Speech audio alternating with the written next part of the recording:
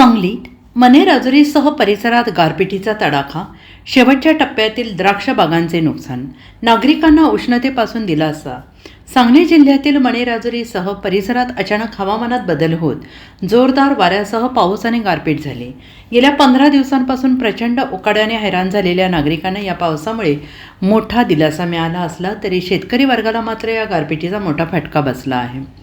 परिसरात अनेक ठिकाणी द्राक्ष बागांवर गारांचा तडाखा बसल्याने मोठ्या प्रमाणात नुकसान झाले आहे. सध्या काढणीसाठी तयार असलेल्या द्राक्ष घडांवर गारपीट कोसळल्याने द्राक्षांचे नुकसान होऊन शेतकऱ्यांचे आर्थिक नुकसान झाले आहे. काही ठिकाणी द्राक्ष बागातील वेलींना फटका बसला आहे. विजांच्या कडकडाटासह झालेल्या या पावसाने वातावरणात गारवा निर्माण झाला असून नागरिकांनी काही प्रमाणात दिलासा व्यक्त केला आहे. एकीकडे उकाड्यापासून आराम मिळाला असला तरी दुसरीकडे गारपिटीमुळे झालेल्या नुकसानीमुळे शेतकरी वर्ग चिंताग्रस्त झाला आहे. Bureau report SPN Marathi, Sangli.